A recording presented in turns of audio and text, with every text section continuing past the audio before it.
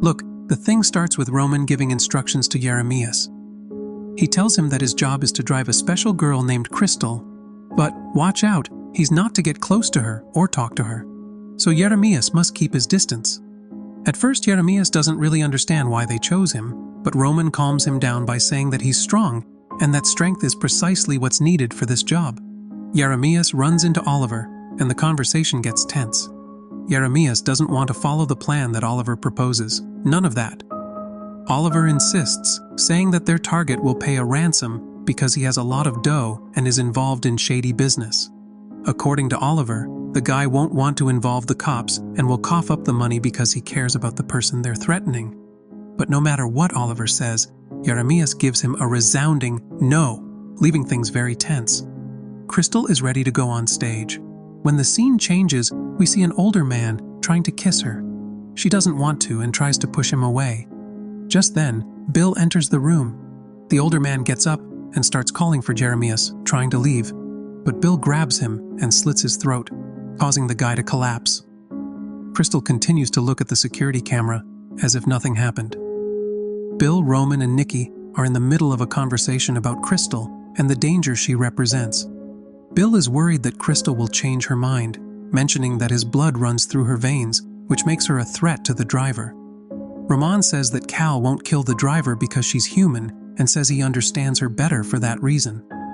The conversation turns to the effects of the illness, and they plan to put something with the driver's scent in the car so that Crystal will kill him, ensuring that she belongs to Roman. Nikki offers to take Crystal's place and swears loyalty to Roman, criticizing Crystal's feelings for the driver and saying that she will push him away to save him. Jeremias drives Cal, and when she gets out of the car, she stumbles and he holds her.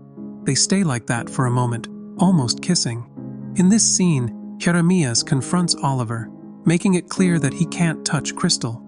Oliver mocks him, insinuating that Jeremias is in love with her.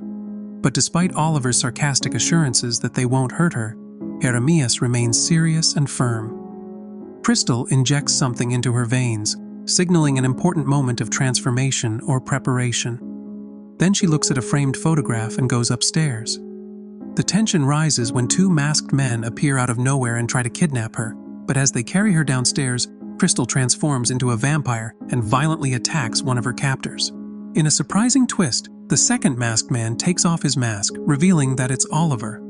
Oliver hits Crystal with a pipe, knocking her unconscious. Jeremias is sitting with Daniel when he receives a text message telling him he has to go pick up Crystal. He prepares to leave, but Daniel starts asking him questions. He says he's heard that he's driving a girl named Crystal and asks if it's at the club where Oliver used to work. Jeremias, clearly in a hurry, tries to dodge the questions by saying that he needs to leave now. Despite his attempts to leave, Daniel continues with his concern and nostalgia for their friendship, admitting that he no longer spends time with the group, but insists that he still considers Jeremias his best friend. Jeremias, trying to lighten the mood, jokes by asking if they're going to kiss, to which Daniel responds seriously, showing his genuine concern. Daniel mentions a recent string of murders reported outside similar venues and talks about a mysterious figure, described as a dude who thinks he's John Wayne, whose presence led to the abrupt end of the investigation. Daniel warns Jeremiah to avoid getting involved in anything dangerous, showing his concern for Jeremiah's well-being and highlighting his knowledge of the club's suspicious activities. Meanwhile, Bill informs Roman that a ransom demand has been made for Crystal.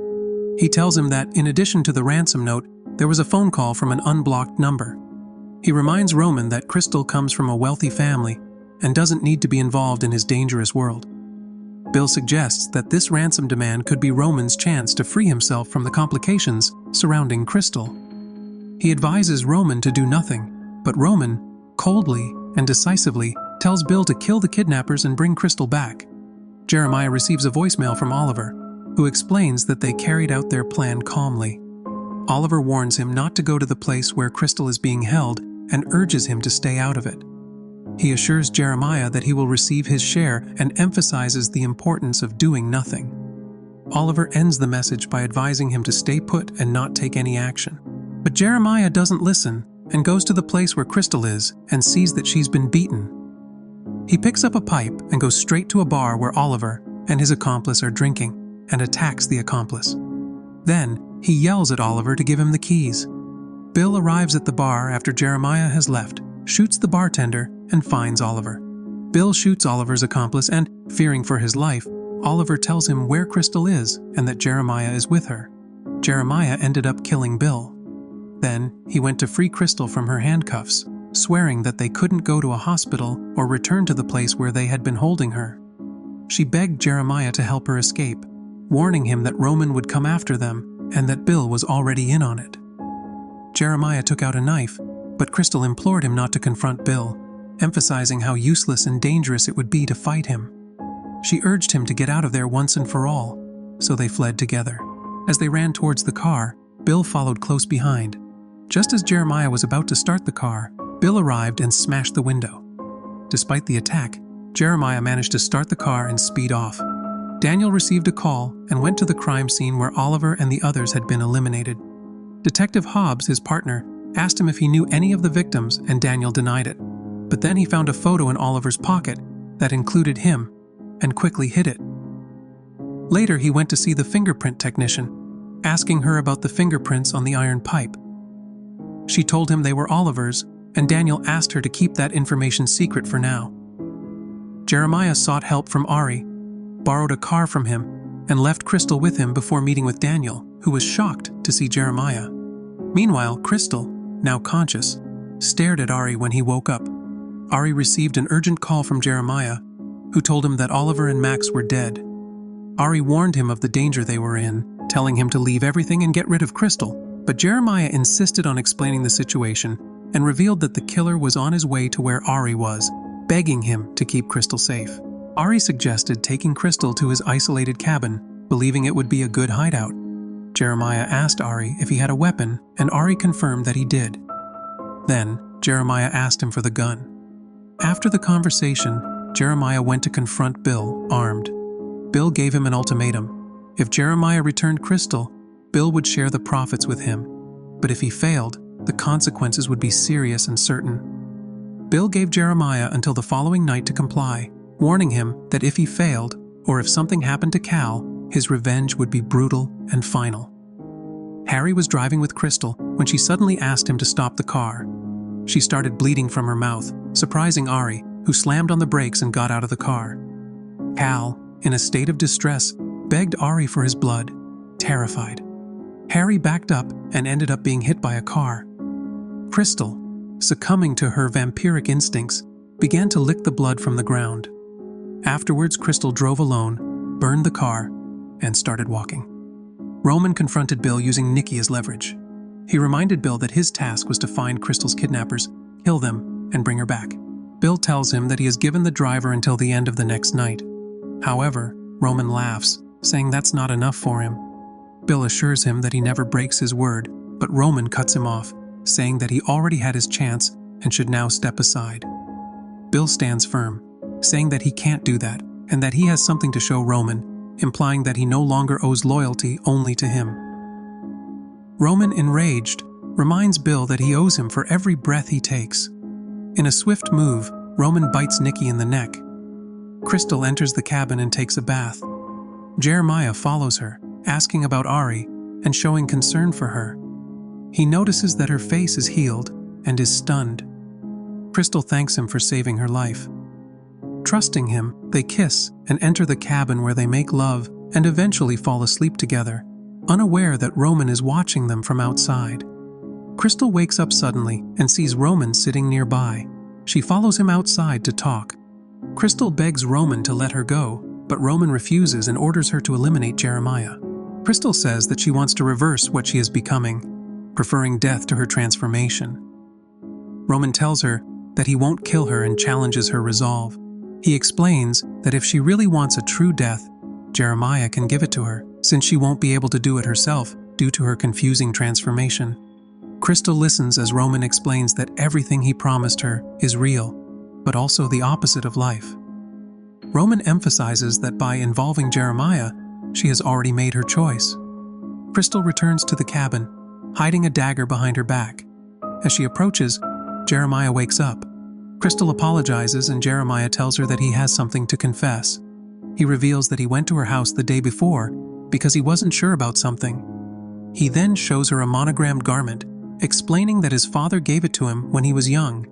He admits that he had a crazy idea that maybe she took it because she had feelings for him and it was something to hold on to since they couldn't be together. Crystal, however, responds by saying that she is not that sentimental, dismissing his notion and emphasizing her lack of emotional attachment to the garment. The following morning, Crystal gets up and goes outside, spotting a dog standing nearby. Shortly after, Jeremiah arrives driving. Crystal quickly goes back inside the cabin as Jeremiah joins her. He notices that she's holding a dagger. Crystal tells him to take the dagger from her hands and then asks for his. She cuts a part of his hand and drinks the blood, then tells Jeremiah that he has to kill her. Daniel and Anna are at the doctor's office, listening to an explanation about Rh incompatibility. The doctor explains that if the baby has Rh-positive blood, inherited from the father, and the mother has Rh-negative blood, the mother's body may treat the baby's blood cells as foreign substances and produce antibodies against them. This reaction can cause the baby to be born seriously ill, and without a blood transfusion immediately after birth, the baby could die. Confused and worried, Anna asks if her blood is no good. Later, Daniel saw a missing child poster. He then went to Aries' garage and saw pictures of him, Harry, Oliver, and Jeremiah. He found a paper bag with the word future written on it, and inside was a picture of a house. Jeremiah and Crystal are on the road, with Jeremiah driving. Crystal comments that they should have brought the dagger, but Jeremiah replies that doing so would be like accepting defeat. He then reflects on how beautiful the light is when it's fading, one of the few moments that makes him think there might be a God. She expresses her hope that there is a God. Detective Hobbs is confronting Daniel with suspicions. Hobbs mentions that the ballistics report came in and suggests a car accident. He notices Daniel's tattoo and comments on how many of Daniel's associates are dying today, pointing out that one case doesn't even look like an accident. Hobbs doesn't want to get in trouble by questioning a colleague, but he can't help but feel that Daniel is hiding something. He thinks the eliminations of all these people must be connected to someone they all knew, and suggests that Daniel knows more than he lets on. Hobbs confronts him, implying that Daniel is involved, or at the very least, has crucial information about the recent string of deaths. Meanwhile, Bill chats with Mr. Manningham. The latter comments on the beauty of the symbol of sacrifice, but Bill responds evasively. Mr. Manningham notices that Bill's boss has become melancholic and expresses his disappointment because they saw him as a promising candidate to start a chapter in West Covina. However, the current incident has complicated everything. Mr. Manningham is puzzled by Bill's claim that his boss doesn't want them to eliminate the driver and seeks confirmation. He suggests that if Crystal has changed her mind, there might be a specific woman they could turn to. Jeremiah takes Crystal to see a woman who seems to have anticipated their arrival. The woman, understanding the gravity of Crystal's situation, begins by talking about her knowledge and foresight. Crystal shows her regret, saying that she never wanted this transformation. The woman observes that Crystal has considered killing Jeremiah and asks if she showed him the dagger, which Jeremiah chose not to bring. She explains that the dagger is the only thing that can stop Crystal if she tries to kill Jeremiah. With time running out, Crystal reveals that 6 nights have passed since her transformation, leaving only the 7th night as the deadline. If Crystal is not eliminated, she will be forced to kill, and Jeremiah will not be able to stop her. The woman instructs Jeremiah to eliminate Roman and mix a drop of his blood with freshly consecrated holy water, which Crystal must drink to become human again. The blessing must be fresh, dismissing the idea of using holy water from the church.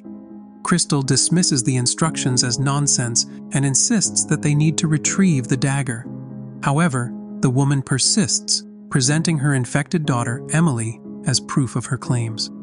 Emily, like Crystal, is afflicted and approaching her final night. The woman confesses that she infected Emily out of a desire to have the daughter she never had, and now faces the heartbreaking task of ending her life before the disease destroys her. She pleads with Jeremiah to help her release Emily, explaining that the correct way to kill them is through the throat, not the heart, as common legend suggests. Jeremiah, in a frenzy trying to prove his strength, decides to kill the woman as she requested, showing that Roman is even stronger. All this to protect Crystal and follow the instructions given to him. Meanwhile, Daniel goes to Ari's cabin, but finds no one because Crystal and Jeremiah have already left.